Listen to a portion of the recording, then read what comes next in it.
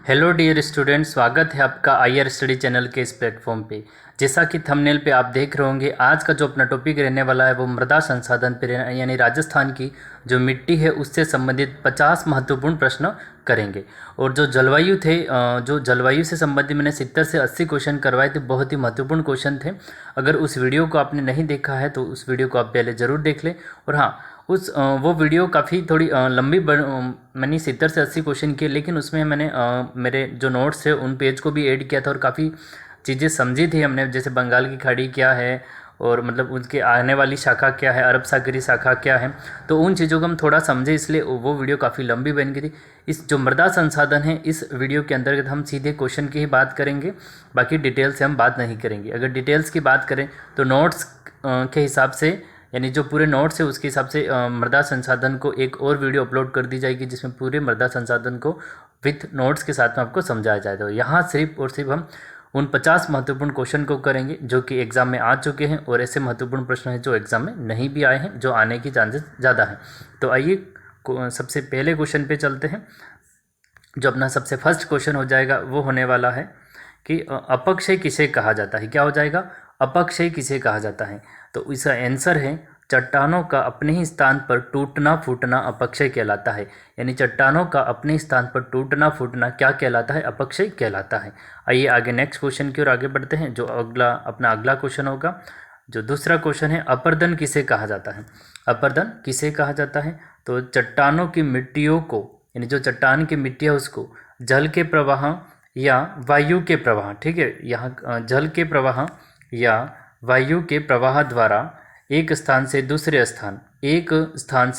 स्थान पर ले जाना क्या कहलाता है? अपर्दन कहलाता है। यानी मृदा का अपर्दन क्या होता है? जलीय अपर्दन और वायु के अपर्दन। यानी वायु तेज आती है तो हवा, जो धूल है उसे, मिट्टी के कण एक स्थान से दूसरे स्थान उड़ के जाते हैं तो वो भी मिट्टी का अपर्दन कहलाता है। और नदियाँ अपना तेज बहाव लाती है, नदी नाले अगर तेज उफान पे आ जाते हैं तो पहाड़ों के जो मिट्टियाँ होती है वो कटाव हो जाता है, तो वो भी इसका अपर्दन कहलाता है। तो यहाँ से अपर्दन क्या हो गया? यानी चट्टान की मिट्टियों का जल के प्रवाह तथा वायु के द्वारा एक स्थान से दूसरे स्थान पर ले जाना अपर्दन कहलाता है। इसके बाद में हम नेक्स्ट क्वेश्चन की ओर आगे बढ़ते हैं। अगला जो क्वेश्चन हो जाएगा वो अपने रहने वाला है, तीसरा क्वेश्चन हो जाएगा, मृदा की रेंगती हुई मृत्यु किसे कहा जाता है। मृदा की रेंगती हुई मृत्यु किसे कहा जाता है? तो अपक्ष और अपर्दन की समस्या यदि एक साथ होती है तो उसे मृदा की रेंगती हुई मृत्यु कहा जाता है। जनरली अगर अपर्दन भी आ जाए तो भी हम, देखो, अगर आपके ऑप्शन में केवल अपर्दन मिले तो भी हम इसको सही कहेंगे, यानी अपर्दन को ही, यानी मिट्टी का कटाव, मिट्टी का अपर्दन होना ही मृदा की रेंगती हुई मृत्यु कहा जाता है। लेकिन यदि अपक्ष और अपर्दन दोनों साथ में है तो भी अपना आंसर सही हो जाएगा। अपक्ष और अपर्दन की समस्या को मृदा की रेंगती हुई मृत्यु कहा जाता है। इसके बाद में अनाच्छादन किसे कहते हैं? इसको इम्पोर्टेंट करें क्योंकि अपर्दन और अपक्षय सभी बच्चे जाते हैं, लेकिन अनाच्छादन, निक्षालन, ये क्या है? ये बहुत ही महत्वपूर्ण है। देखो मैंने इसको पूरा लिख लिया है कि अनाच्छादन किसे कहते हैं। ये हो जाएगा आपकी अनाच्छादन की परिभाषा। अपक्षय एवं अपर्दन दोनों क्रिया एक साथ होना अनाच्छादन कहलाता है। क्या कहा जाता है? अपक्षय और अपर्दन दोनों क्रिया एक साथ होना अनाच्छादन कहलाता है। यानी मिट्टी का अपने स्थान पर टूटना फूटना, और इसके साथ में ही जब मिट्टी अपने स्थान पर टूट फूट जाती है तो इसके बाद में, जिस मतलब चट्टानों का टूटना फूटना, कुछ पत्थर टूट जाते हैं तो जो कण होते हैं मिट्टी के वो किसी जगह पर पड़े रहते हैं, लेकिन इसके बाद तेज़ बारिश आई या फिर हवा आई तो अपर्दन की क्रिया हुई, यानी दोनों क्रिया ये एक साथ हो जाती है तो इसे अनाच्छादन कहा जाता है। क्या कहा जाता है? अनाच्छादन कहा जाता है। इसके बाद में अगला क्वेश्चन, अपना पांचवा क्वेश्चन हो जाएगा, निक्षालन किसे कहते हैं। एक तो अनाच्छादन याद रखना, ठीक है, अनाच्छादन और निक्षालन। देखो, वर्षा जल के द्वारा खेतों में उपस्थित पोषक तत्वों एवं खाद का भूमि के निचले स्तरों में जाना एवं भूमि को उपजाऊ बनाना निक्षालन कहा जाता है। क्या कहा जाता है? निक्षालन कहा जाता है। मैं फिर से बता रहा हूँ, इसको नोट्स के माध्यम से हम जरूर समझ लेंगे। मैं अभी जो एक राजस्थान भूगोल की मतलब उसमें जो नोट्स के हैं उसके हिसाब से पूरी PDF के हिसाब से पूरा पढ़ाऊँगा। ये हमारे इंपॉर्टेंट क्वेश्चन रहने वाले थे। यहाँ पे आप अभी इतना समझिए कि निक्षालन किसे कहते हैं। वर्षा जल के द्वारा खेतों में उपस्थित पोषक तत्व एवं खाद का भूमि के निचले स्तरों में चले जाना, ठीक है, एवं भूमि को उपजाऊ बनाना निक्षालन कहलाता है। भूमि को उपजाऊ बनाना निक्षालन कहलाता है। इसके बाद में बात करते हैं छठे क्वेश्चन की, काली मिट्टी। अब मिट्टियों के प्रकार पे आ गए। काली मिट्टी के अन्य नाम बताइए, यानी काली मिट्टी है उसके नाम क्या है। अब हम काली मिट्टी को पूरा कर लेंगे, ठीक है। काली मिट्टी के नाम देखो, इसे कपासी मिट्टी, रेगुर मिट्टी, इसके बाद में वर्टिसोल मृदा कहा जाता है। ये इसके साइंटिफिक नाम है, याद रखना। काली मिट्टी को ही वर्टिसोल मिट्टी कहते हैं। इसका हाँ देखो, कपासी मिट्टी इसका मतलब काली मिट्टी, रेगुर मिट्टी इसका मतलब काली मिट्टी है, और वर्टिसोल का मतलब भी काली मृदा या काली मिट्टी कहलाती है। अपना सातवां जो क्वेश्चन हो जाएगा, वर्टिसोल मृदा राजस्थान के किस प्रदेश में पाई जाती है। अभी बताया मैंने, वर्टिसोल का मतलब क्या होता है, काली मृदा, और काली मृदा का साइंटिफिक नाम वर्टिसोल, और वर्टिसोल इसका मतलब काली मृदा। तो दक्षिण पूर्वी पठारी भाग अर्थात हाड़ौती प्रदेश में, अर्थात राजस्थान के दक्षिण पूर्वी पठारी भाग जो हाड़ौती प्रदेश है उसमें काली मृदा या वर्टिसोल मृदा पाई जाती है। हाड़ौती प्रदेश और दक्षिण पूर्वी पठारी भाग में कौन सी मृदा, काली मृदा या वर्टिसोल मृदा पाई जाती है। इसके बाद में अगला क्वेश्चन देखते हैं। अगला क्वेश्चन हो जाएगा आठवां क्वेश्चन अपना, कि निम्न में से कौन से जिलों में वर्टिसोल या काली मृदा पाई जाती है। तो हाड़ौती प्रदेश में कौन से जिले आते हैं, कोटा, बूंदी, बारा और झालावाड़। देखो, कोटा हो जाएगा, बूंदी हो जाएगा, बारा और झालावाड़। यानी हाड़ौती प्रदेश में जो 4 जिले आते हैं दक्षिण पूर्वी राजस्थान, जिनमें विशेषकर हाड़ौती प्रदेश वाला इलाका है जिसमें 4 जिले आते हैं, इनमें काली मृदा पाई जाती है जिसे वर्टिसोल मृदा भी कहा जाता है। तो यहाँ पे यही क्वेश्चन पूछा गया है कि वर्टिसोल या काली मृदा कहाँ पाई जाती है। प्रदेश पूछे तो हाड़ौती प्रदेश, एरिया पूछे दक्षिण पूर्वी पठारी भाग राजस्थान का, जिले पूछे तो कोटा, बूंदी, बारा, झालावाड़ जिले हो जाएंगे। इसके बाद में 9वें क्वेश्चन की बात करते हैं। निम्न में से किस विधा में सबसे ज़्यादा जल धारण क्षमता होती है। ये विधा नहीं, मिट्टी है, सॉरी यहाँ पे प्रिंटिंग मिस्टेक हो गई है। निम्न में से किस मृदा में, ठीक है, निम्न में से किस मृदा में या मिट्टी में सबसे ज़्यादा जल धारण क्षमता होती है। काली मृदा में। किस में होती है, काली मृदा में होती है। तो निम्न में से किस मृदा में सबसे ज़्यादा जल धारण क्षमता होती है, वो आ जाएगा वर्टिसोल, काली मृदा या कपासी मिट्टी। कपासी मृदा क्यों कहा गया, क्योंकि काली मृदा में यानी कपास उगाना और कपास की खेती बहुत ही अच्छी होती है, इसलिए इसको कपासी मृदा भी कहा जाता है। इसके बाद में नेक्स्ट जो हो जाएगा अपना 10वां क्वेश्चन है, जलोढ़ मृदा के अन्य नाम बताइए।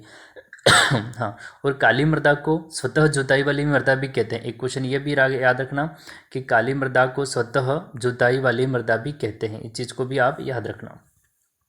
जलोढ़ मृदा के अन्य नाम देखो, दोमट मृदा, कांप मृदा, खचारी मृदा, खादर मृदा, एल्फीसोल मृदा, भूरी मिट्टी।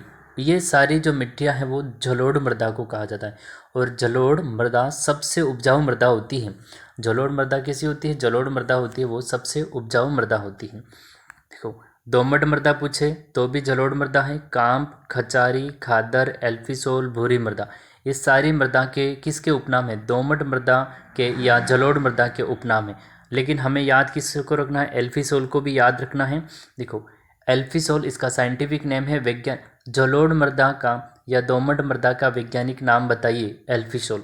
एल्फीसोल मृदा किसे कहा जाता है, तो जलोढ़ मृदा या दोमट मृदा को एल्फीसोल मृदा कहा जाता है। इसके बाद में बात करते हैं 11वें नंबर की क्वेश्चन की, जलोढ़ मृदा का निर्माण किस कारण होता है।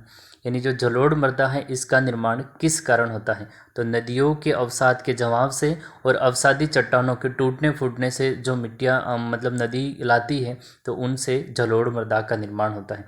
तो इसलिए तो मतलब उपजाऊ होगी, ठीक है। नदियाँ हर साल नई नई मिट्टी लाती है, नई मिट्टी में कई तरह के पोषक तत्व होते हैं तो वो उपजाऊ होती है, और जलोढ़ मृदा ही उपजाऊ मृदा है सर्वाधिक। तो जलोढ़ मृदा, अगर काली मिट्टी पूछें तो ज्वालामुखी जो उद्गार होते हैं तो उनसे वो ब्लैक कलर हो जाता है तो वो काली मृदा है, ठीक। और जलोढ़ मृदा का निर्माण नदियों के अवसाद के जमाव से या अवसादी चट्टानों के टूटने फूटने और नदियों के द्वारा उनको एक स्थान से दूसरे स्थान पर ले जाने से जलोढ़ मृदा का निर्माण होता है। इसके बाद में बात करते हैं 12 नंबर क्वेश्चन की, जलोढ़ मृदा में निम्न में से किस तत्व की कमी पाई जाती है। आजकल ये ट्रेंडिंग होंगे है, ये एग्ज़ाम बहुत जो ये क्वेश्चन है इसको आप महत्वपूर्ण कीजिए, ये कई एग्ज़ामों में इस तरह क्वेश्चन पूछा जाता है कि काली मृदा में किस तत्व की अधिकता होती है या किस तत्व की कमी होती है, जलोढ़ मृदा में किसकी अधिकता होती है या किसकी कमी होती है। इस प्रकार के जो भी क्वेश्चन होते हैं उन्हें विशेष करके बहुत ही अच्छे से आप याद रखें। काली मृदा में कमी पूछे जीवाश्म की कमी होती है, क्योंकि ज्वालामुखी उनसे जो उद्गार होता है यानी ज्वालामुखी प्रक्रियाओं के द्वारा उन मिट्टी का निर्माण होता है, तो जीवाश्म तो बचेंगे नहीं, ज्वालामुखी क्रिया तो सारे जीवाश्म जल जाएंगे, तो काली मृदा में जीवाश्म का तो अभाव होता है। यहाँ हमें जो पूछा गया वो जलोढ़ मृदा में, किसमें पूछा गया, जलोढ़ मृदा में निम्न में से किस तत्व की कमी पाई जाती है, तो नाइट्रोजन और ह्यूमस की कमी पाई जाती है। यहाँ ह्यूमस आएगा, ठीक है, यह नाइट्रोजन और ह्यूमस की कमी, नाइट्रोजन और ह्यूमस की कमी वाली मिट्टी कौन सी है, तो मृदा जलोढ़ मृदा है, एल्फिसोल मृदा है या दोमट मृदा है, ठीक है। इसके बाद में बात करते हैं 13 नंबर क्वेश्चन की। एल्फिसोल मृदा राजस्थान के किस भाग में पाई जाती है, यानी एल्फिसोल मृदा बोले या फिर दोमट मृदा बोले या कांप मृदा बोले या खचारी मृदा बोले, बात एक ही हो जाएगी, पूर्वी भाग में। राजस्थान के जो पूर्वी भाग हैं वहाँ एल्फिसोल मृदा पाई जाती है, यानी दोमट मृदा। धौलपुर, करौली, सवाई माधोपुर, इसके बाद है सवाई माधोपुर के बाद टोंक, भरतपुर और दौसा, ठीक है। इसको यहाँ मैं ले लेता हूँ, देखो यहाँ पे टोंक कट गया था, ये रहा टोंक आपका। देखो राजस्थान के पूर्वी भाग में धौलपुर, करौली, सवाई माधोपुर, टोंक, भरतपुर और दौसा, इन जिलों में मुख्य रूप से कौन सी मृदा पाई जाती है। यदि जिले पूछे तो भी याद रखना है, धौलपुर, करौली, सवाई माधोपुर, टोंक, भरतपुर और दौसा, इनमें एल्फिसोल, दोमट मृदा, कांप, खचारी मृदा पाई जाती है, जो राजस्थान के विशेषकर पूर्वी जिले हैं यानी पूर्वी भाग में पाई जाती है। इसके बाद में जो अगला क्वेश्चन हो जाएगा वो 14 नंबर का क्वेश्चन हो जाएगा, लाल मिट्टी के अन्य नाम बताइए। अब हम लाल मिट्टी की बात करते हैं, इसको लाल पीली मिट्टी या लाल पीली मृदा भी कहते हैं, लाल बलुई मृदा या लेटराइल मृदा या मोलिसोल मृदा भी कहते हैं। इस मोलिसोल को याद रखना, लाल मिट्टी का अन्य नाम क्या है, लाल मृदा का अन्य नाम है वो मोलिसोल हो जाएगा, क्या हो जाएगा, मोलिसोल हो जाएगा। तो लाल पीली बोले, लाल बलुई बताएं या फिर लेटराइल, हमें ये पूछ सकता है लेटराइल का अन्य नाम क्या है या मोलिसोल का अन्य नाम क्या है, तो लाल मिट्टी। और लाल मिट्टी मुख्य रूप से दक्षिणी राजस्थान में जो आपके प्रतापगढ़, डूंगरपुर, चित्तौड़गढ़ है, उदयपुर वाला है, वह लाल मिश्रित मिट्टी पाई जाती है, लाल लोमी मिट्टी पाई जाती है दक्षिणी राजस्थान में, ठीक है। तो यहाँ पे लाल मृदा के ये अन्य नाम हो गए।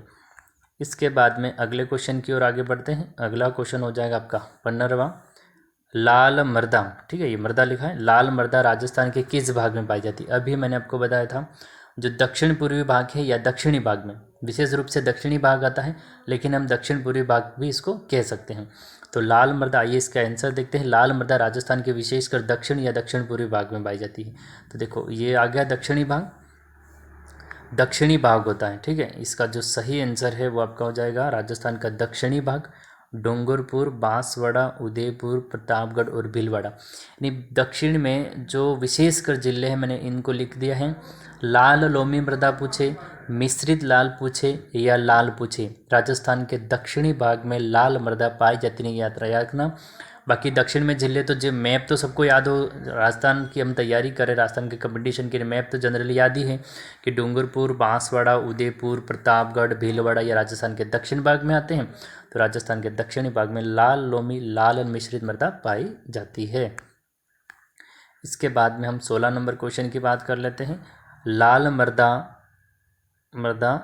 मृदा में किसकी कमी पाई जाती है, चूने और मैग्नीशियम की लाल मृदा में कमी होती है, यानी जो लाल मृदा है उसमें किसकी कमी पाई जाती है। देखो आपकी काली मृदा में जीवाश्मों की कमी होती है, और इसके बाद में जो जलोढ़ मृदा होती है उसमें आपके नाइट्रोजन और ह्यूमस की कमी होती है, नाइट्रोजन और ह्यूमस की कमी जलोढ़ मृदा में। काली मृदा में जीवाश्म की कमी, और जो लाल मृदा है उसमें चूने और मैग्नीशियम की कमी वाली मृदा निम्न में से कौन सी है, ऐसे भी पूछ सकता था मैं, लाल मृदा याद रखनी है। इसके बाद में 17 नंबर क्वेश्चन की बात करते हैं, रेतीली मृदा के अन्य नाम क्या है। अब हम रेतीली मृदा की बात कर लेते हैं। देखो जनरली रेतीली मृदा राजस्थान में कहाँ पाई जाती है, तो सभी बच्चे सभी स्टूडेंट जानते हैं कहाँ पाई जाती है, पश्चिमी राजस्थान में, जैसलमेर, बीकानेर वाले ज़िले हैं। लेकिन उनके अन्य नाम क्या है, इनका साइंटिफिक नेम क्या है, ये हमारे लिए महत्वपूर्ण रहने वाला है। देखो मरुस्थलीय मृदा भी कह सकते हैं क्योंकि मरुस्थल वाले इलाके में पाई जाती है, ऊसर कहते हैं, लवणीय मृदा कहते हैं, सीरोजम मृदा कहते हैं और एरिडोसोल मृदा भी कहते हैं। क्या कहते हैं? एरिडोसोल। इसके बाद हाँ, अगर रेतीली मृदा की जगह एंटीसोल आ जाए तो भी इसको हम कह सकते हैं, लेकिन वो बलुई मृदा के अंतर्गत, यानी बिल्कुल रेतीले नहीं, थोड़ी बहुत रेतीली वाली और थोड़ी बहुत गाद का प्रकार होता है जिसको एंटीसोल भी कहते हैं। तो यहाँ देखिए, रेतीली मृदा यानी मरुस्थलीय मृदा, ऊसर तो भी रेतीली मृदा, लवणीय तो भी रेतीली मृदा। लवणीय मिट्टी और भी प्रकार की होती है, जैसे सांबर झील के पास इलाके वाली है तो वो रेतीली मृदा हम लवणीय मृदा मान सकते हैं, यानी जहाँ लवण की अधिकता हो जाती है। सीरोजम और एरिडोसोल याद रखना, जो रेतीली मृदा होती है, जो मरुस्थलीय मृदा होती है, इसको एरिडोसोल मृदा, एरिडोसोल मतलब एरिडोसोल यानी मिट्टी, सोइल, तो एरिडोसोल भी कहते हैं और सीरोजम भी कहते हैं। इसके बाद में अगला क्वेश्चन देख लेते हैं। अगला क्वेश्चन 18 नंबर का क्वेश्चन हो जाएगा अपना, मरुस्थलीय मृदा राजस्थान के किस भाग में पाई जाती है? तो ये बहुत ही नॉर्मल क्वेश्चन है, लेकिन इस प्रकार के क्वेश्चन हमें मिलान में पूछेंगे। मैंने 2-3 क्वेश्चन मिलान वाले लिए हैं अंत में, वहाँ पे आपको समझ में आ जाएगा कि सुमेलित कीजिए वाले किस प्रकार के पैटर्न में पूछे जाते हैं। ठीक है, तो पश्चिमी राजस्थान में जिले पूछे रेड क्लिफ वाले, गंगानगर, बीकानेर, जोधपुर, बाड़मेर, जैसलमेर वाले, मुख्य रूप से जैसलमेर है, वो मरुस्थलीय मृदा पाई जाती है आपके पश्चिमी राजस्थान में। इसके बाद में हम अगले क्वेश्चन की बात करते हैं, जो 19 नंबर का अपना जो क्वेश्चन हो जाएगा वो हो जाएगा, अम्लीय मृदा को उपजाऊ बनाने के लिए निम्न में से किसका उपयोग किया जाता है? ये देखो, क्षारीय मृदा और अम्लीय मृदा को उपजाऊ बनाने के लिए किस तत्व का उपयोग किया जाता है, इसको महत्वपूर्ण क्वेश्चन मानिए, कई एग्जामों में पूछा गया है। ठीक है, ये कई एग्जामों में पूछा गया है। या तो पूछ लेगा अम्लीय मृदा को उपजाऊ बनाने के लिए किसका उपयोग किया जाता है, या पूछ लेगा कि क्षारीय मृदा को उपजाऊ बनाने के लिए किसका उपयोग किया जाता है। तो इसमें जिप्सम हो जाएगा, सॉरी, इसमें आपका जो अम्लीय है, क्षारीय के लिए जिप्सम होगा, अम्लीय में रॉक फॉस्फेट और चूना हो जाएगा। क्या हो जाएगा? रॉक फॉस्फेट और चूना। ठीक है, तो जो अम्लीय मृदा होती है उसको उपजाऊ बनाने के लिए रॉक फॉस्फेट यानी क्षारीय पदार्थ है और चूना यानी क्षारीय है। तो रॉक फॉस्फेट और चूने में दोनों में क्षारीयता की मात्रा ज़्यादा है, तो अम्लीय होता दोनों को बैलेंस ले आएगा, कहने का मतलब। तो रॉक फॉस्फेट और चूने का उपयोग किया जाता है अम्लीय मृदा को उपयोगी बनाने के लिए। 20वें क्वेश्चन की बात करते हैं कि क्षारीय मृदा को उपजाऊ बनाने के लिए निम्न में से किसका उपयोग किया जाता है? तो जिप्सम, ग्वार की फली, ढैंचा, डंठल। ठीक है, यहाँ पे ग्वार की फली में डंठल है, ढैंचा है, हम उपयोग कर सकते हैं। तो क्षारीय मृदा को उपजाऊ बनाने के लिए किसका उपयोग किया जाता है? तो जिप्सम तथा ग्वार की फली का उपयोग किया जाता है। यहाँ पे डंठल भी आ सकता है, ढैंचा भी आ सकता है। ये जिप्सम और ग्वार की फली आपको इम्पोर्टेंट, महत्वपूर्ण मानना है इसको, बहुत ही महत्वपूर्ण है, इंपॉर्टेंट क्वेश्चन है, आपको याद रखना है इसको। इसके बाद में हम 21वें क्वेश्चन की बात करते हैं।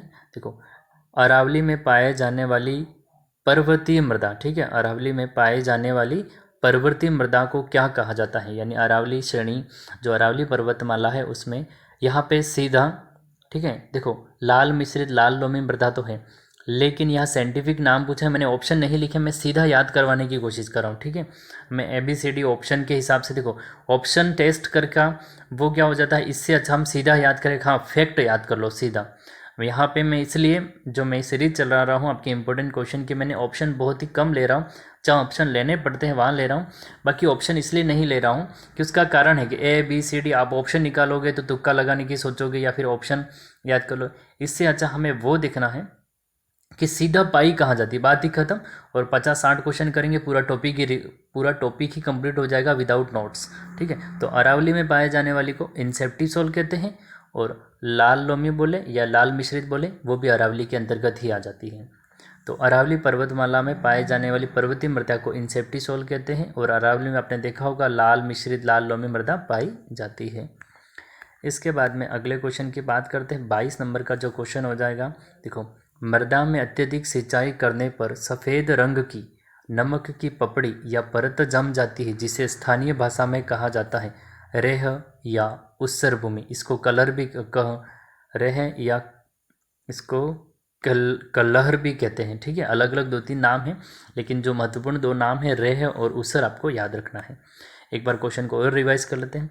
देखो, मृदा में अत्यधिक सिंचाई करने पर, ये कब होता है? गेहूं के मौसम में, विशेषकर जब गेहूं की फसल बोई जाती है तो अंतिम समय, जैसे मार्च का महीना आ गया या फरवरी एंडिंग आई, तब अगर पानी कि मतलब ज़्यादा हम गेहूं की फसल में ज़्यादा पानी की सिंचाई कर लेते हैं, तो यानी अंत में क्या कर देता है, आपने देखा भी होगा, यानी बेसिकली जो भी गांवों से बिलोंग करते होंगे उन्होंने खेतों में देखा भी होगा, अगर ज़्यादा पानी हो जाता है तो नमक की पपड़ी या परत जम जाती है बिल्कुल वाइट वाइट कलर की। तो इसे स्थानीय भाषा में रेह या ऊसर भूमि कहा जाता है। ऐसे टाइम पे रेह या ऊसर कहा जाता है इसको। इसके बाद में देखना जो 23 नंबर का क्वेश्चन हो जाएगा, निम्न में से किस मृदा को स्वतः जुताई वाली मृदा कहा जाता है? इसको काली मृदा कहा जाता है। अब काली मृदा को स्वतः जुताई वाली मृदा इसलिए कहा जाता है क्योंकि जैसे मतलब कोई फसल बोई थी, फसल को काटने के बाद कुछ समय बाद 15-20 दिन के बाद, महीने के बाद में धीरे धीरे जो काली मृदा होती है इसमें इस तरह की दरारें हो जाती है, इस तरह की दरारें, और काली मृदा होती है वो क्या कर देती है, बिल्कुल फट जाती है। यानी जिसके भी यानी कोई खेत हैं या वो जो छोटा मोटा खेत है, अगर बिल्कुल ही काली मृदा है तो उसमें देखना, यानी फसल की कटाई के बाद में, अब बरसात के मौसम में देख लो या गेहूं के मौसम के बाद में, फसल की कटाई के बाद में देखना, तो जो काली मृदा होती है उसमें दरारें पड़ जाती है, इसको स्वतः जुताई वाली कहा जाता है। इसके बाद में बात करते हैं 24 नंबर क्वेश्चन की, कि कृषि प्रबंधन पद्धतियों के अनुरूप व्यवहार करने वाली मृदा को कहा जाता है या मध्यम काली या काली मृदा। यानी ऐसी कौन सी मृदा है कि जो बहुत ही अच्छी है कृषि प्रबंधन पद्धतियों के अनुसार? तो काली मृदा, क्योंकि स्वतः जुताई वाली मृदा को कौन सी मृदा है, तो काली मृदा, और इसमें जल धारण क्षमता भी बहुत अधिक होती है। ठीक है, यानी बारीक कण होते हैं, कम पानी में भी आसानी से भीग जाती है। ये बारीक कण होते हैं, कम पानी में भी भीग जाती है। तो इसलिए कृषि प्रबंध पद्धतियों के अनुरूप व्यवहार करने वाली सबसे अच्छी मिट्टी मानी गई है, तो वो मध्यम काली या काली मृदा मानी गई है। इसके बाद में बात करते हैं 25 नंबर क्वेश्चन की, जिप्सीफेरस मृदा पाई जाती है बीकानेर में।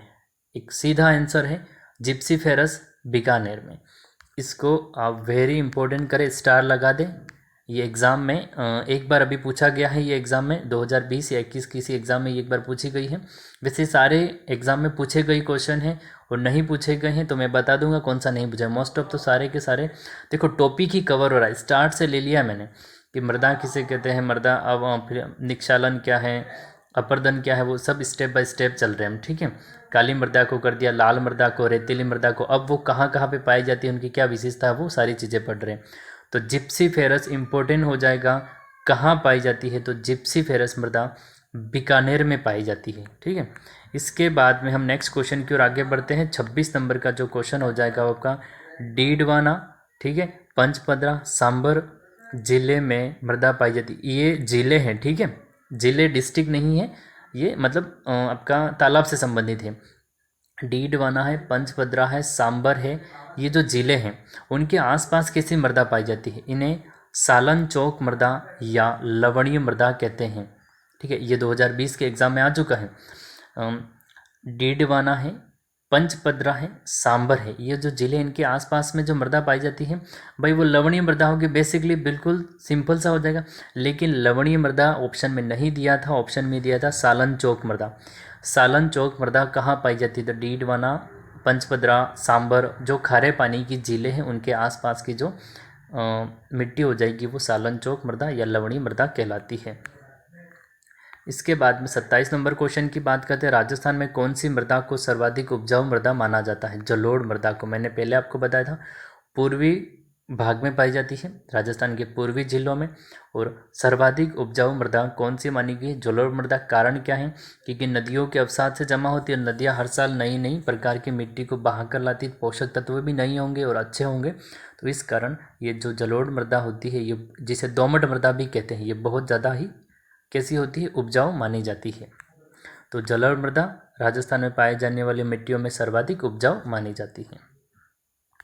इसके बाद में 28 नंबर के क्वेश्चन की बात करते हैं, पाली, नागौर तथा अजमेर जिले में किस प्रकार की मृदा पाई जाती है? तो ये धूसर भूरी या जलोढ़ मृदा पाई जाती है। पाली आ जाए, नागौर आ जाए, अजमेर आ जाए, ठीक है, इसमें किस प्रकार की मृदा पाई जाती है? तो भूरी धूसर यानी धूसर भूरी या जलोढ़ मृदा पाई जाती है। मुख्य रूप से अगर पूछा जाए तो मुख्य रूप से धूसर भूरी मृदा कहाँ पाई जाती है? तो पाली है, नागौर है, अजमेर है, उन जिलों में पाई जाती है। इसके बाद में हम बात करते हैं 29 नंबर के क्वेश्चन की, लाल लोमी, लोनी नहीं लाल लोमी है, लोमी मृदा राजस्थान के किन जिलों में पाई जाती है? मैंने आपको कई बार रिपीट करा रहा हूँ, लाल लोमी, लाल मिश्रित, लाल मृदा, 3 टाइप पूछ ले, लाल लोमी पूछ रहे, लाल मृदा पूछे या मिश्रित मृदा पूछे, लाल मिश्रित।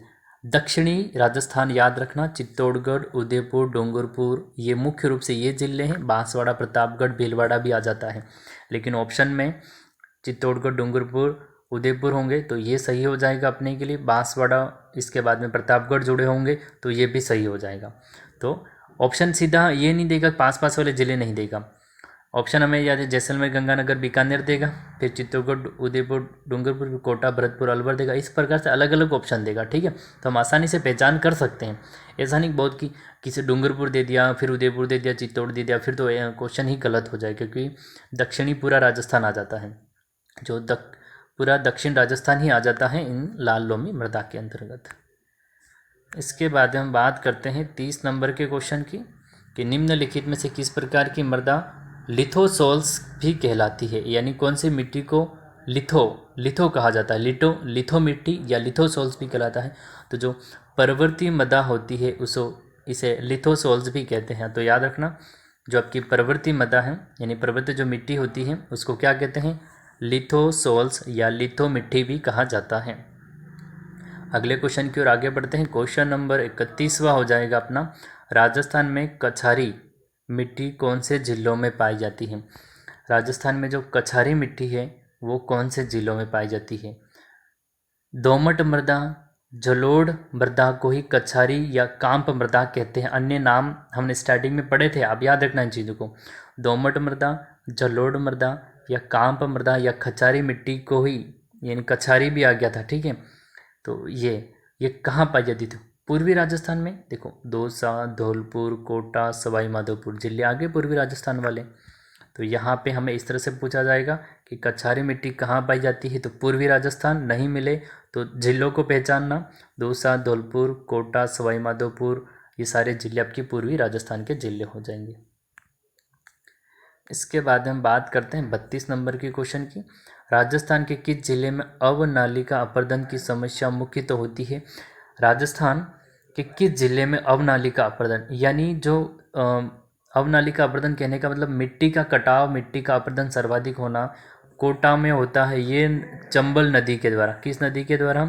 कोटा में चंबल नदी के द्वारा होता है। अब मैं आपको बता दूं, जो कोटा में चंबल नदी के द्वारा अवनालिका अपर्दन होता है, यह न केवल राजस्थान में फेमस है बल्कि पूरे इंडिया लेवल पे, जो इंडिया लेवल पे एग्ज़ाम होते हैं उनमें भी पूछा जाता है कि कौन सी नदी अपने उत्खात स्थलाकृति या अवनालिका अपर्दन के लिए सर्वाधिक जानी जाती है। तो वो होगी चंबल नदी। कौन सी हो जाएगी?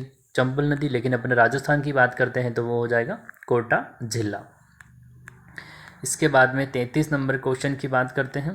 निम्न में से किस जिले में सर्वाधिक प्रतिभूमि नहीं है? ये है व्यर्थ भूमि या प्रतिभूमि, परति या व्यर्थ भूमि, ठीक है। निम्न में से किस जिले में सर्वाधिक प्रतिभूमि है या सर्वाधिक व्यर्थ भूमि है? तो जोधपुर, चूरू, उदयपुर या जैसलमेर, यानी 4 ऑप्शन दिए गए, हमें इनमें 4 ऑप्शन में सेलेक्ट करना है। तो जो सही आंसर हो जाएगा वो आपका जैसलमेर जिला होगा। क्वेश्चन को एक बार फिर रिवाइज करते हैं।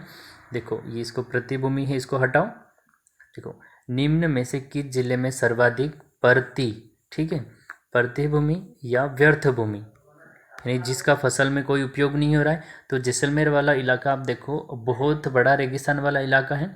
राजस्थान का सबसे बड़ा जिला भी जैसलमेर में है और खेती भी नहीं हो रही है, लोग भी कम है, जनसंख्या घनत्व भी कम है। तो इसके हिसाब से सर्वाधिक व्यर्थ भूमि कहाँ होनी चाहिए? देखो, अगर यहाँ पे जैसलमेर नहीं होता तो फिर जोधपुर हम कर सकते थे, लेकिन यहाँ अपने ऑप्शन में जैसलमेर है, तो ये तीनों अपने आंसर नहीं होंगे। जो सही आंसर हो जाएगा वो जैसलमेर हो जाएगा। इसके बाद हम बात करते हैं अगले क्वेश्चन की ओर आगे बढ़ते हैं। अगला क्वेश्चन हो जाएगा 34 नंबर का, कि राजस्थान में मिट्टी अपर्दन का सर्वाधिक क्षेत्र पाया जाता है। राजस्थान में मिट्टी अपर्दन का जो सर्वाधिक क्षेत्र कहाँ पाया जाता है? तो ये है हाड़ौती पठार में या दक्षिण पूर्वी राजस्थान में। इसका कारण है चंबल नदी।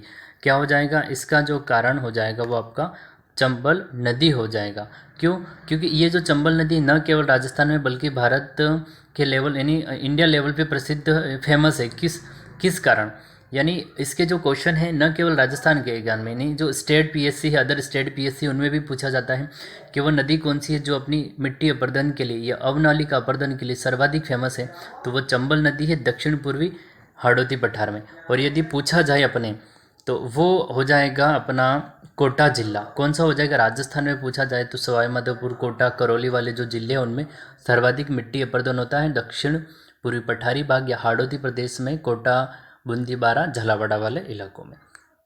इसके बाद 35 नंबर का क्वेश्चन देखते हैं कि राजस्थान में सर्वाधिक क्षेत्र में कौन सी मृदा पाई जाती है। यानी राजस्थान में सबसे अधिक मृदा कौन सी पाई जाती है? तो राजस्थान में सबसे अधिक मृदा एरिडोसोल एवं एंटीसोल होगी। कौन सी हो जाएगी? एरिडोसोल एवं एंटीसोल होगी। राजस्थान में सर्वाधिक मात्रा में पाए जाने वाली मृदा एरिडोसोल और एंटीसोल मृदा होगी। और इसके बाद तीसरे नंबर पे होगी वो आपकी होती है भूरी मृदा। कौन सी हो जाएगी? भूरी बलुई मृदा हो जाएगी। इसके बाद में बात करते हैं 36 नंबर क्वेश्चन की। देखो यहाँ पे मैंने क्वेश्चन लिया है इस हिसाब से ताकि आपको पूरा समझ में आ जाए। देखो, एरिडोसोल मिट्टी राजस्थान के किस जलवायु प्रदेश में सर्वाधिक विस्तृत है? हमें क्वेश्चन इस तरह से पूछ सकता है। आर्द्र नहीं हो सकता है क्योंकि आर्द्र तो दक्षिणी भाग है, ठीक है। उपाद्र बिल्कुल भी नहीं हो सकता। उपाद्र मैंने आपको समझाया था कि जो मध्यवर्ती है, जयपुर अजमेर वाला इलाका, वो उपाद्र में आता है। आर्द्र शुष्क तो ये भी नहीं हो सकता है, ठीक है। शुष्क, जो एरिडोसोल मृदा है शुष्क अर्थात पश्चिमी राजस्थान में। पश्चिमी राजस्थान में कौन सी मृदा पाई जाती है? हमने पढ़ा था रेतीली मृदा, जिसको क्या कहते हैं? जिसको एरिडोसोल मृदा, जिसको यानी मरुस्थली मृदा भी कहते हैं। तो कहाँ पाई जाती है? मरुस्थल में, यानी शुष्क जलवायु प्रदेश में पाई जाती है। देखना अब यहाँ पे इसका क्या, यह राज्य की शुष्क जलवायु में पाई जाती है कौन सी? एरिडोसोल। ये राज्य के पश्चिमी भाग में इस मृदा की प्रधानता है। सीकर यानी चूरू, सीकर, झुंझुनू, नागौर, जालोर, पाली और झालोर, इसमें पाई जाती है एरिडोसोल मृदा। कौन सी पाई जाती है? एरिडो। और एंटीसोल पूछे तो एंटीसोल में बीकानेर, जैसलमेर, बाड़मेर ये जिले आ जाएंगे एंटीसोल में।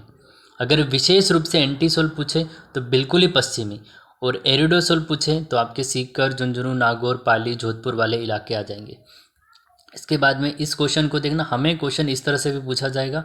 ये जो क्वेश्चन है अपना 37वां क्वेश्चन, या इसे मतलब मैंने 36वें क्वेश्चन ही में शामिल किया है। ये क्वेश्चन बहुत ही इंपॉर्टेंट रहेगा आपके लिए, महत्वपूर्ण। नहीं, इस प्रकार से क्वेश्चन हमें घुमा के पूछ सकता है, तो इस क्वेश्चन पे ध्यान देना। देखो ये है सूची 1 को सूची 2 से सुमेलित कीजिए, नीचे दिए गए कूट का प्रयोग कर सही उत्तर का चयन कीजिए। सूची 1 है मिट्टी के प्रकार से संबंधित, सूची 2 है जलवायु प्रदेश से, यानी जलवायु प्रदेश से भी मिट्टी पूछ सकता है हमें। तो एरिडोसोल कहाँ पाई जाती है? तो शुष्क और अर्ध शुष्क जलवायु प्रदेश में, यानी पश्चिमी राजस्थान में। एरिडोसोल यानी मरुस्थलीय मृदा या रेतीली मृदा पश्चिमी राजस्थान में, तो शुष्क और अर्ध शुष्क जलवायु हो गया। इंसेप्टिसोल बताया था पर्वतीय प्रदेश, पर्वतमाला, अरावली पर्वतीय प्रदेश में पाई जाती है, उसको इंसेप्टिसोल कहते हैं। तो अर्ध शुष्क और आर्द्र हो जाएगा, क्योंकि जैसे जैसलमेर वाले इलाके हैं, फिर पाली वाले हैं, उनमें भी तो अरावली पर्वतमाला थोड़ी बहुत होती है, फिर बाड़मेर, और तो यानी कहने का मतलब जहाँ जहाँ पे पर्वतीय मृदा है वो आपकी इंसेप्टिसोल हो जाएगी, और अर्ध शुष्क एवं आर्द्र हो जाएगा। क्या हो जाएगा? अर्ध शुष्क और आर्द्र। और एल्फिसोल, और एल्फिसोल मैंने बताया जलोढ़ मृदा को एल्फिसोल मृदा भी कहा जाता है। जो जलोढ़ मृदा होती है उसको एल्फिसोल मृदा भी कहते हैं। कहाँ पाई जाती है? तो मध्य एवं मध्य पूर्वी राजस्थान में, यानी मध्य, जो जयपुर है, टोंक है, फिर सवाई माधोपुर हो गया, अजमेर हो गया, उन इलाकों में जो पाई जाती है एल्फिसोल मृदा या जलोढ़ मृदा पाई जाती है। तो उपाद्र और आर्द्र हो गया। जलवायु वाला आप टॉपिक लिखना, ये सारी टॉपिक आपको समझ में आ जाएगा कि आर्द्र, उपाद्र, अति आर्द्र क्या है। वर्टिसोल, वर्टिसोल काली मृदा होती है। क्या होती है? काली मृदा। आर्द्र और अति आर्द्र तो बिल्कुल झालावाड़, कोटा वाले इलाके हो गए आपके, ठीक है। और आर्द्र में थोड़ी काली, इसमें मैं कहने का मतलब भीलवाड़ा वाला इलाका, कोटा वाला, यानी इसके बाद हाड़ौती प्रदेश, हाड़ौती प्रदेश आर्द्र और अति आर्द्र के अंतर्गत आता है। तो वर्टिसोल, इस क्वेश्चन को देखो, एरिडोसोल पश्चिमी भाग में, इंसेप्टिसोल अरावली पर्वतमाला, एल्फिसोल मध्य एवं मध्य पूर्वी राजस्थान में, और वर्टिसोल दक्षिण और दक्षिण पूर्वी भाग में हाड़ौती प्रदेश में। जलवायु या टॉपिक देखने पर ही आपको इजीली समझ में आ जाएगा। इसके बाद में बात करते हैं अगले क्वेश्चन की। इसके बाद हमें देखो लीली, सिरमा, सुकली, राकड़ क्या है, ये क्या है, ये मेवाड़ क्षेत्र में पाए जाने वाली विशेष प्रकार की मिट्टियों को कहा जाता है, यानी स्थानीय मिट्टियाँ हैं। जैसे लीली, सिरमा, सुकली, राकड़ क्या है, तो मेवाड़ क्षेत्र में पाए जाने वाली मिट्टियों के प्रकार को कहा जाता है। तो फिर से बता रहा हूँ, लीली, सुरमा, सुकली, राकड़ जो मेवाड़ क्षेत्र में पाई जाती स्थानीय मिट्टियों के नाम हैं, जो मेवाड़ क्षेत्र में पाए जाने वाली मृदा को कहा जाता है। इसके बाद में अगला क्वेश्चन देखते हैं, 38 नंबर का क्वेश्चन हो जाएगा, कथन और कारण से संबंधित है। राजस्थान में पाए जाने वाली सिरोजम मिट्टी की उर्वरता शक्ति अपेक्षाकृत कम होती है। कारण है, देखो ये कथन हो गया कि राजस्थान में पाए जाने वाली सिरोजम मिट्टी या मृदा की उर्वरा शक्ति जो अपेक्षाकृत कम होती है। कारण इसका है कि सिरोजम मिट्टी में नाइट्रोजन तथा कार्बनिक पदार्थों की कमी होती है, यानी सिरोजम मिट्टी में नाइट्रोजन तथा कार्बनिक पदार्थों की कमी होती है। उत्तर हो जाए कथन और कारण दोनों सही है तथा एक दूसरे की व्याख्या करते हैं। ठीक है, नहीं इसका जो आंसर हो जाएगा कथन कारण दोनों सही है, दोनों की एक दूसरे की व्याख्या करते हैं, नहीं कथन जो बता रहा है और कारण जो है दोनों चीज़ें सही हो जाएगी। इसके बाद में हम अगले क्वेश्चन की ओर आगे बढ़ते हैं। अगला क्वेश्चन आपका हो जाएगा 39 नंबर का क्वेश्चन, पश्चिमी राजस्थान में अम्लीय मिट्टी एवं क्षारीय मिट्टी, यानी जो मिट्टी है वो अम्लीय एवं क्षारीयता समस्याओं से कैसे ग्रसित हो जाती है, क्या कारण है इसका। तो मिट्टी की निचली सतह से ऊपर की ओर केशिकाओं द्वारा जल का रिसाव, यानी जिस तरह से यहाँ पे क्या हो गया, यहाँ पे ये मिट्टी की सतह होती है, ठीक है, तो यानी जब तेज धूप होती है, विशेषकर पश्चिमी राजस्थान में गर्मी ज़्यादा होती है, तो सूर्य की किरणें जब सीधी पड़ती हैं तो ये जल वाष्प की क्रियाओं के द्वारा मिट्टी के पोषक तत्व ऊपर की ओर उठने लगते हैं। तो ऐसे टाइम पे यानी केशिकाओं क्रिया द्वारा जल रिसाव ऊपर की ओर हो जाता है। ठीक है, मिट्टी की निचली सतह पोषक तत्व होते हैं, जल स्थित होता है, ज़्यादा धूप होगी तो वाष्पीकरण के द्वारा पोषक तत्व और जल जो ऊपर उड़ने लगेगा तो पोषक तत्व की कमी हो जाएगी, इसके कारण अम्लीय और क्षारीय जैसी समस्याओं से ग्रसित हो जाती है।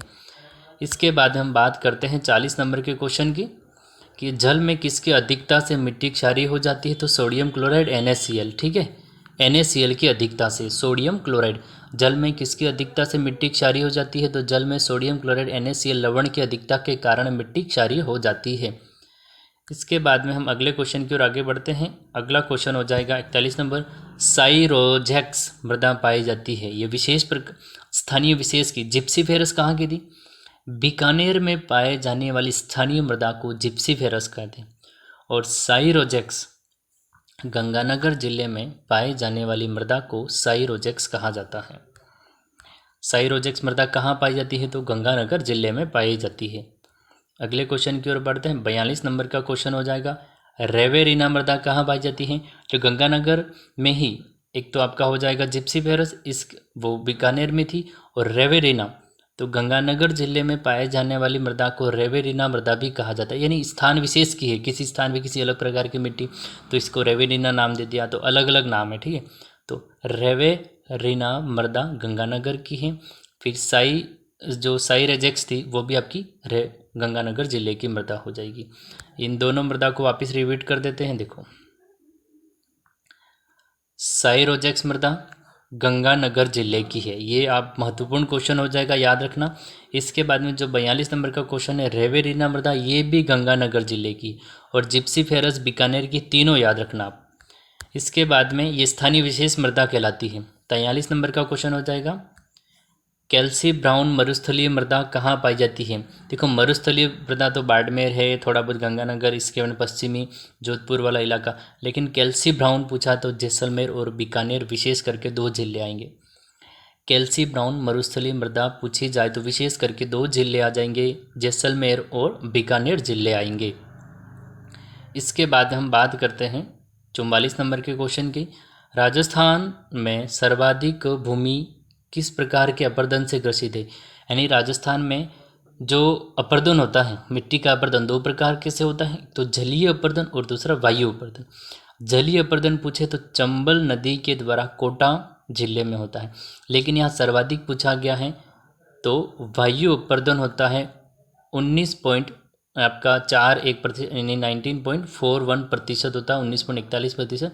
किसमें? ये पश्चिमी भाग में, राजस्थान में सर्वाधिक अगर पूछा जाए तो सर्वाधिक पश्चिमी भाग होगा विशेष करके, क्योंकि वहाँ बालू का स्तूप होते हैं, हवाएं चलती रहती है, तो मृदा का अपर्दन होता रहता है, वायु अपर्दन, ठीक है, वायु अपर्दन के द्वारा। इसके बाद में हम 45 नंबर क्वेश्चन की बात करते हैं। देखो, सेम किस स्थिति से संबंधित है? सेम है क्या? ठीक है, जो अब सेम को मैं बता दूं तो ये जो इंदिरा गांधी नहर है, ठीक है, इंदिरा गांधी नहर है, तो यानी इस नहर में पानी रहता है बिल्कुल ही। तो जो आसपास की ये जो भूमि है, यानी आसपास के जो खेत हैं, इंदिरा गांधी नहर के आसपास के जो खेत थे वो दलदली हो गए हैं, लवणीय भूमि हो गई है, जिसमें कोई मिट्टी तो क्षारीय हो गई है, कुछ मिट्टी अम्लीय हो गई है, कुछ मिट्टी लवणीय दलदलीय मिट्टी हो गई है। तो उस स्थिति को सेम की स्थिति कहते हैं। क्या कहते हैं? देखो, इंदिरा गांधी नहर जो राजस्थान से होकर राजस्थान में है, ठीक है, उसमें जिस तरह से मैं बता रहा हूँ इंदिरा गांधी नहर है भाई ये, ठीक है, यहाँ पे जो खेत हैं, ठीक है, अब इसमें मतलब हमेशा इस नहर में पानी है, तो पानी से आसपास की मिट्टी दलदली हो जाती है, ठीक है, लवणीय हो जाती है, तो वो सेम की स्थिति उत्पन्न हो जाती है। इसे सेम की स्थिति कहा जाता है। क्या है? रेत के टीलों का निर्माण नहीं हो सकता, मिट्टी अपरदन नहीं है, पारिस्थितिकी में परिवर्तन, ये इसका आंसर हो जाएगा। वन्य कटाव भी नहीं होगा। तो सेम की स्थिति किससे संबंधित है? तो पारिस्थितिकी में परिवर्तन सेम की स्थिति कहलाती है। इसके बाद में हम बात करते हैं 46 नंबर के क्वेश्चन की। 46 नंबर का क्वेश्चन है, राजस्थान के कौन से जिले में पहाड़ी मृदा पाई जाती है? नहीं, पहाड़ी मृदा पाई जाती है, देखो, जैसलमेर बीकानेर में, डूंगरपुर बांसवाड़ा, उदयपुर कोटा। यहाँ पे एक और ऑप्शन होगा, ठीक है, ऑप्शन हो जाएगा आपका चौथा, गंगानगर और हनुमानगढ़। तो अब यानी हमें देखना, इस क्वेश्चन को देखें, ठीक है, यानी हमें उन जिलों का चयन करना है जहाँ पे कौन सी इंसेप्टिसोल लाल लोमी मृदा होगी, या फिर पहाड़ होंगे जहाँ पहाड़ी मृदा पाई जाएगी। तो राजस्थान के कौन से जिलों में पहाड़ी मृदा पाई जाती है? देखो, जैसलमेर बीकानेर तो बिल्कुल नहीं होगा, डूंगरपुर बांसवाड़ा हो सकता है, लेकिन उदयपुर और कोटा में पहाड़, ठीक है, जो मुकुंदरा हिल्स है कोटा झालावाड़ा में है, अरावली पर्वतमाला सर्वाधिक उदयपुर, तो सटीक आंसर डूंगरपुर बांसवाड़ा नहीं होगे, तीसरा उदयपुर कोटा होगा, क्योंकि अरावली पर्वतमाला का सर्वाधिक विस्तार उदयपुर में है। मुकुंदरा हिल्स है ना, मुकुंदरा हिल्स है जो दर्रा राष्ट्रीय उद्यान है, वो वाला कोटा झालावाड़ा में है, तो वो भी यानी पहाड़ी किस में? कोटा और उदयपुर में है। इस कारण पहाड़ी मृदा कोटा उदयपुर में होगा, बांसवाड़ा डूंगरपुर यहाँ ऑप्शन गलत हो जाएगा। इसके बाद में चौथा गंगानगर हनुमानगढ़ तो हो ही नहीं सकता है, ठीक है। इसके बाद हम बात करते हैं 47 नंबर के क्वेश्चन की। राजस्थान के सिरोही और पाली जिलों में कौन से प्रकार की मिट्टी पाई जाती है? यानी राजस्थान के सिरोही और पाली जिले, वर्टिसोल, एल्फिसोल, एंटीसोल, इंसेप्टिसोल। अब आपको पहचान करनी पड़ेगी कि ये मृदा है क्या, कौन कौन सी है। देखो, वर्टिसोल का मतलब होता है काली मृदा, कहाँ पाई जाती है? हाड़ौती पठार में या दक्षिण पूर्वी पठार में। तो सिरोही पाली तो होगा नहीं, क्योंकि कोटा बारा झालावाड़ा वाले जिले आते हैं। एल्फिसोल यानी जलोढ़ मृदा, दोमट मृदा, मध्य पूर्वी राजस्थान, यानी जैसे जयपुर है, अजमेर है, टोंक, सवाई माधोपुर। तो पाली और सिरोही तो पश्चिमी दक्षिण पश्चिम भाग में है, तो ये भी नहीं होगा, ये भी नहीं। इंसेप्टिसोल बताया था मैंने आपको, जालोर, सीकर, झुंझुनू, जोधपुर, तो इंसेप्टिसोल भी नहीं होगा। इसके बाद सिरोही और पाली की पहचान करें तो दक्षिण पूर्वी राजस्थान में, अगर राजस्थान का मैप इसी हिसाब से अपन बनाते हैं तो इस वाले भाग में है, यहाँ पे पाली हो जाएगा और यहाँ पे सिरोही हो जाएगा। पाली और सिरोही में, देखो सिरोही में तो अरावली पर्वतमाला है ही, लेकिन पाली में भी इसका थोड़ा बहुत भाग जाता है, तो ये पर्वतीय मृदा है, और पर्वतीय मृदा की पहचान करें तो इंसेप्टिसोल हो जाएगी। क्या हो जाएगी? इंसेप्टिसोल हो जाएगी। तो अपना जो सही आंसर होगा, पाली और सिरोही में पाई जाती है इंसेप्टिसोल। इसके बाद अगले क्वेश्चन की ओर आगे बढ़ते हैं। अगला क्वेश्चन हो जाएगा 48 नंबर का क्वेश्चन। क्षारीय मृदा का पीएच मान कितना होता है? 8 से अधिक, ठीक है। क्षारीय, देखो पीएच स्केल होती है आपकी, देखो अगर पीएच स्केल बनाऊँ मैं तो यहाँ से आपकी ये पीएच स्केल हो जाएगी 0 से 7 तक, तो ये बीच में अम्लीय हो जाएगी, 7 उदासीन है। देखो 0 से 7 तक अम्लीय गिना जाता है, 7 उदासीन है, फिर 8 से आपकी 14 तक होती है वो क्षारीय गिनाई जाती है। यानी 14 तक होता है, 0 से 14, 0 से 7 तक तो क्षारीय मानी जाती है, बिल्कुल 7 पे उदासीन, फिर 8 से 14 तक आपका 0 से 7 अम्लीय, 7 उदासीन माना जाता है। अगर एग्जैक्ट पॉइंट यानी 6.9 तक अम्लीय है, 6.9 तक अम्लीय है, 7 न्यूट्रल उदासीन है, इसके बाद 7.1 से 14 तक क्षारीय माना जाता है। राजस्थान में प्राचीन जलोढ़ मृदा कहाँ पाई जाती है? देखो, प्राचीन जलोढ़ मृदा लूनी बेसिन में पाई जाती है। अगर इस तरह से पूछ ले राजस्थान में नवीन जलोढ़ मृदा, तो चंबल बेसिन में। चंबल बेसिन का प्रवाह जोरदार है, बहुत काफ़ी तेज प्रवाह के साथ चलती है, तो नई नई मिट्टी लाती है, तो नवीन जलोढ़ मृदा कहते हैं। और प्राचीन जलोढ़ मृदा लूनी बेसिन में पाए जाने वाली मिट्टी को कहा जाता है। नेक्स्ट क्वेश्चन की ओर आगे बढ़ते हैं, और आज का हमारा जो अंतिम क्वेश्चन होगा, जो मृदा संसाधन जो अपना टॉपिक था उसका अंतिम क्वेश्चन 50वां क्वेश्चन है कि लाल लोमी मृदा राजस्थान के किस भौगोलिक प्रदेश में पाई जाती है? तो जो लाल लोमी मृदा होती है राजस्थान के दक्षिणी भाग में पाई जाती है। किस भाग में पाई जाती है? दक्षिणी भाग में। और ये क्वेश्चन हम कई बार कर चुके हैं। इस प्रकार आज हमने मृदा संसाधन के टॉप महत्वपूर्ण क्वेश्चन किए। इस वीडियो को आप 1-2 बार और देखना, तो आपको सारे, देखो ये मैंने सारा मतलब नोट्स के हिसाब से, जिस प्रकार आपके नोट्स होते हैं उस प्रकार सारे लाइन से लिए हैं, ठीक है। और सारे क्वेश्चन वही है जो एग्ज़ाम में आ चुके हैं, और इससे कुछ एग्ज़ाम में नहीं आए थे, वो भी क्वेश्चन सारे के सारे मैंने साथ में लिए। इस प्रकार आपका ये टॉपिक कंप्लीट होता है, ठीक है। तो आज हमारी चौथी क्लास थी। अगली जो क्लास रहेगी वो अपने नदियों पे रहने वाली है, यानी जो बांध है, नदियाँ हैं, सिंचाई परियोजना, उन पे हम लाइन से एक स्टेप बाय स्टेप सारी क्लासें लेते जा रहे हैं, ठीक है। तो अगर वीडियो आपको पसंद आती है, क्वेश्चन का लेवल अच्छा लगता है, तो कमेंट बॉक्स में कमेंट ज़रूर करें। इसके बाद में वीडियो को लाइक करें, शेयर करें, और चैनल पे नए हैं तो चैनल को सब्सक्राइब ज़रूर करें। थैंक यू, मिलते हैं नेक्स्ट क्लास में।